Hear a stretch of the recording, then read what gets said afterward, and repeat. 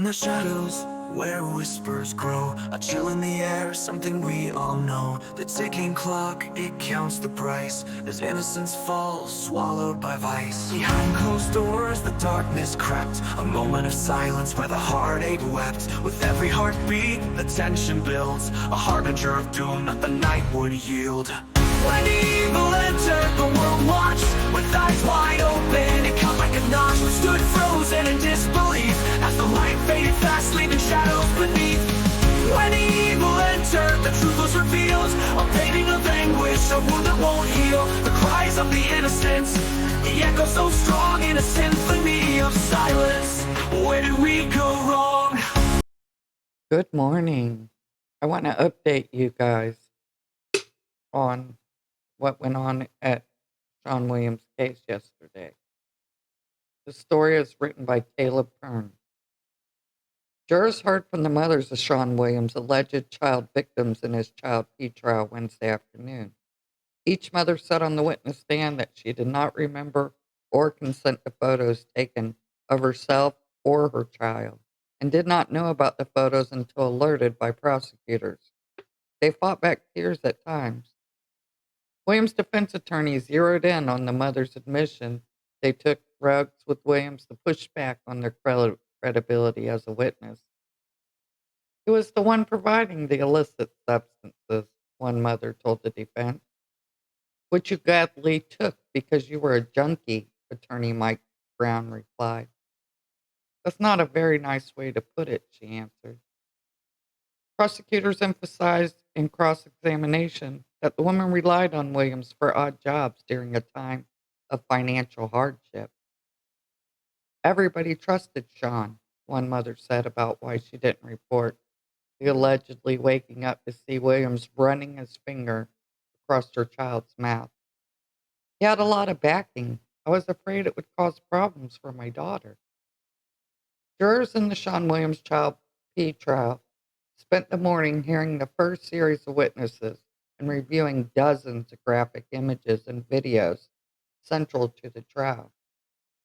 The images showed the three children and their mothers being essayed, including two videos of unconscious women that appeared to show Sean Williams' face. And questioning from prosecutors and FBI agent on the witness stand connected Williams to the other photos by comparing a tattoo and scar on his hand with the tattoo and scar on his hand in the photos.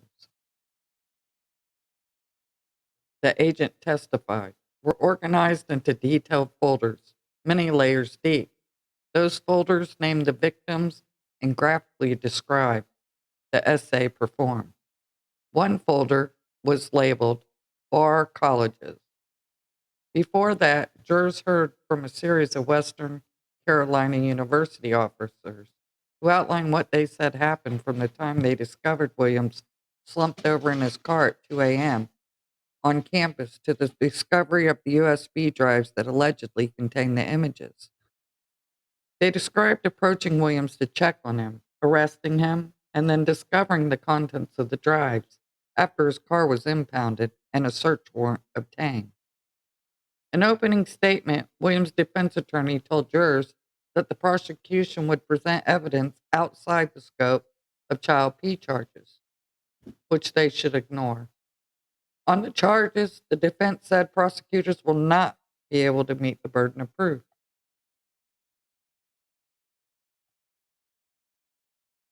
Jurors were dismissed for lunch just after 12:30 p.m., and they're expected to return about 2. That's when the defense is expected to cross-examine the FBI agent about the images. The Child P trial for Sean Williams began with opening statements on Wednesday morning. Prosecutors laid out the argument for their case, while the defense argued prosecutors simply cannot prove Williams committed the alleged crimes. Prosecutors said the Child P images were found on a USB drive taped together in the cup holder of Williams' car after he was stopped at Western Carolina University in 2023. That 2 a.m. stop happened after officers said they found Williams slumped over in a running car. The images, prosecutors said, are of a 9-month-old boy a 4-year-old girl, and a 7-year-old girl. They said the evidence will show the children were of women who were AR'd by Williams while they were unconscious. All the incidents prosecutors said happened in Williams' apartment, according to photos found on the USBs. Defense attorneys argue prosecutors are presenting information unrelated to the charges and asked the jury to ignore that. They said the evidence will not support a conviction on the charges. The jury spent the morning hearing from a series of Western Carolina University officers who performed the initial traffic stop and search of Williams' car. So Durant took the stand. Durant said the FBI didn't know who any of the victims were, but the files and folders offered some clues, as some of them had people's first names, including child victims, and explicit descriptions. Durant said agents used social media accounts, facial recognition technology, and interviews to find people they suspected were specific victims. Those women were then interviewed and shown the digital evidence, which they confirmed. All three mothers testified that until that time, they didn't know their children had been abused and photographed without their consent.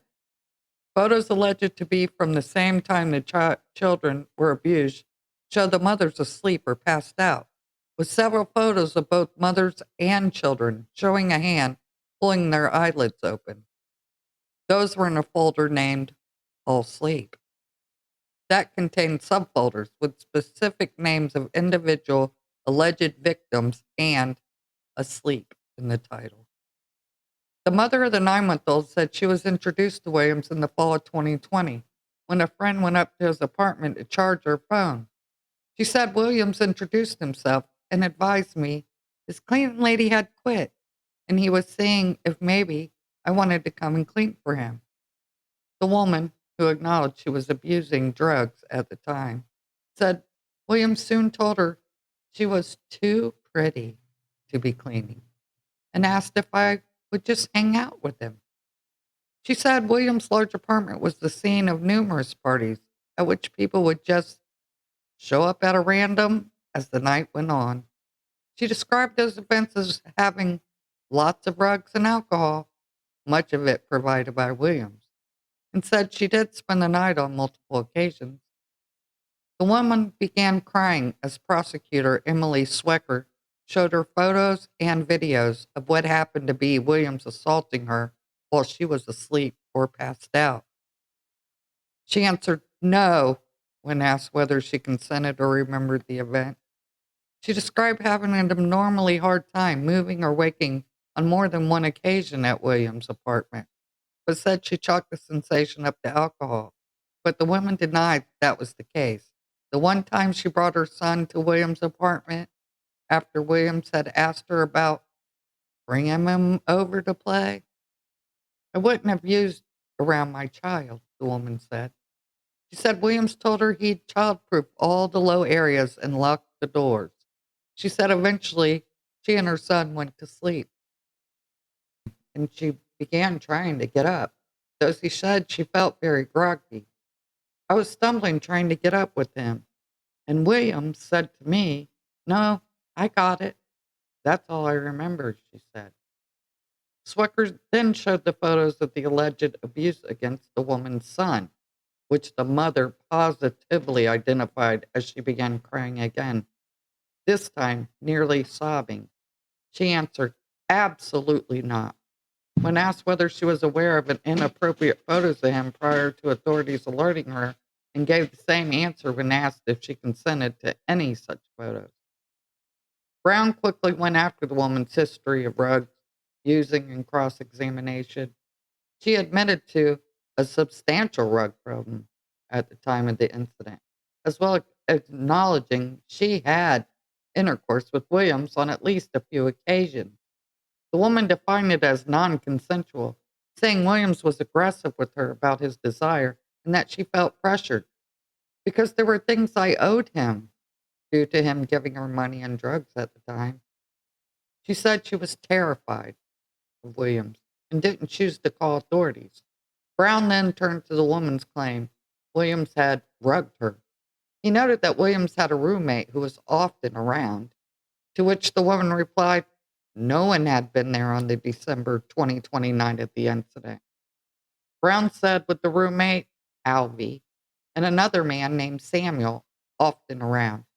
You can't sit here today and say 100% Sean Williams rugged you, saying she was also often under the influence. Because you were a junkie? One juror gasped slightly at the volume and the content of Brown's effort to damage the woman's credibility, while the witness herself responded tearfully. I don't think that's a kind way to put it, but I had an addiction issue. Yes, she said she has been sober for nearly 4 years. The second mother took the stand. She was the only one with memory of potential abuse of her child. In the incident, that's by far the furthest back in time. She described being introduced to Williams in the spring of '08 as she was trying to beat an addiction. She said she did some odd jobs for him during a period of several weeks for cash before eventually becoming more of a companion, simply spending a lot of time with him during the days, conversing at length. It felt more like an emotional support, the woman said.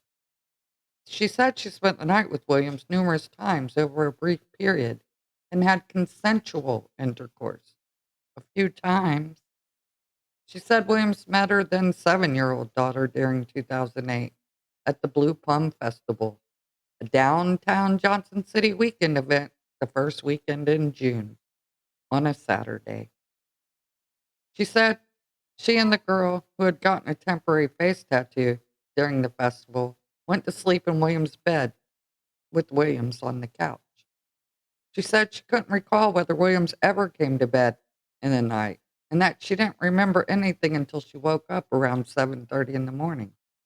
At that point, she said, she opened her eyes and noticed Williams in my direct line of vision, with one hand tracing her still sleeping daughter's lips. She said she also noticed she and her daughter were on the bed had changed from the way they went to sleep. The woman said she then saw William's hand on his private part, but couldn't remember whether it was outside or under his pants. She said she was alarmed, but Williams moved and she stayed still. I just laid there and it was just a flood of emotions and thoughts, the woman said. She said after about 30 minutes, she woke her daughter and took her to the bathroom, where she checked to see if there was any abuse, but she couldn't find any.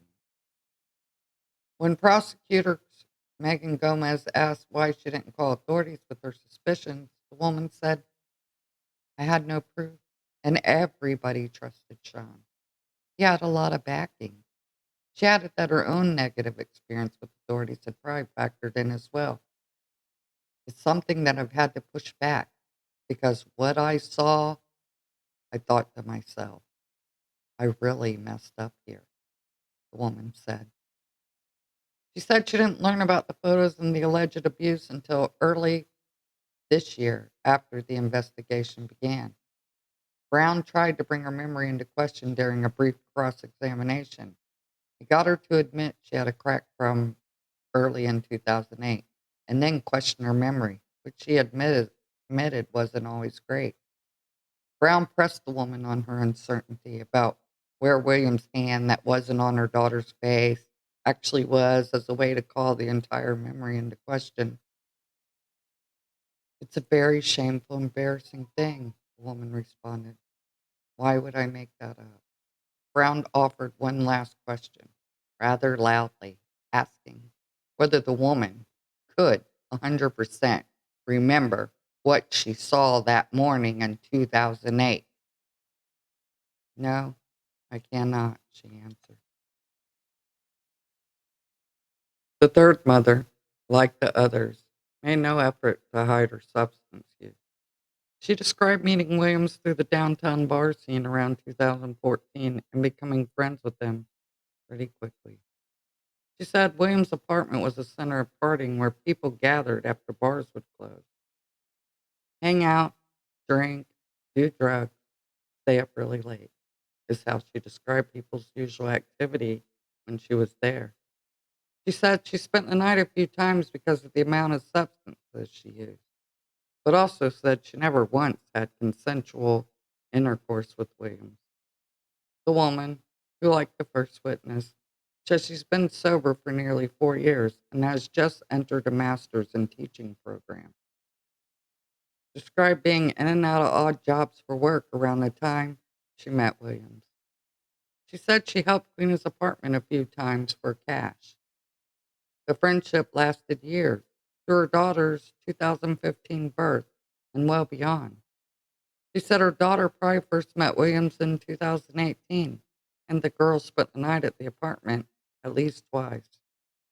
She was recovering from ankle surgery in the spring of 2020 when the photographed and videoed assault allegedly occurred. The woman said she didn't consent to sex with Williams during the alleged incident in May of 2020, nor to being on video, nor to photographing or abusing her daughter.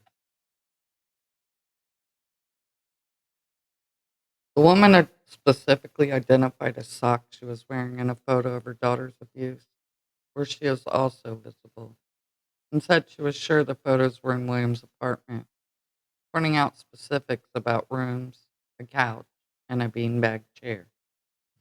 She says she remembers nothing about the night of the alleged abuse, but admitted she was on painkillers for the surgery. And sure, I was drinking alcohol.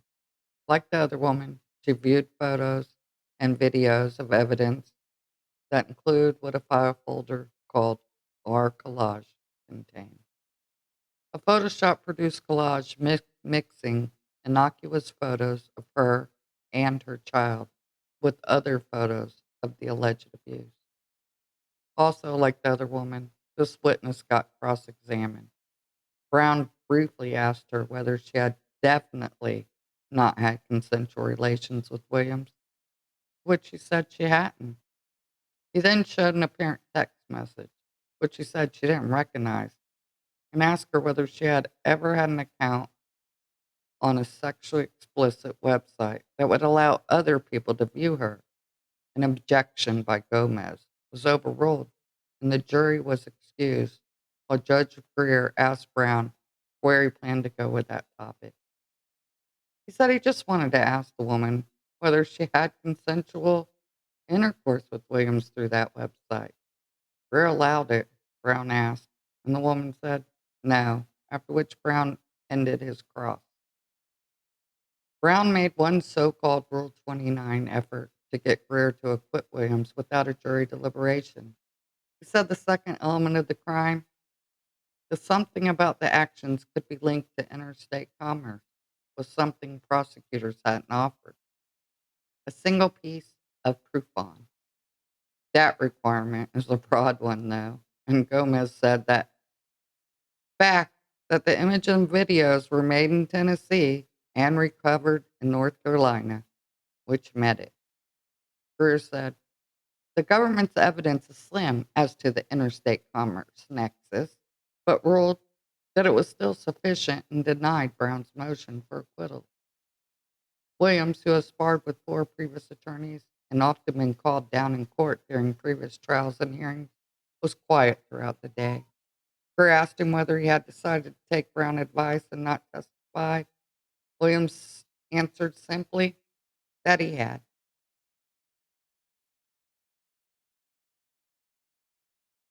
So here we are today. Closing arguments are probably happening as we speak. Then it will be turned over to the jury to deliberate and make their decision. Hopefully, we'll have a verdict by the end of the day. Let me know what you think. And until next time, you guys.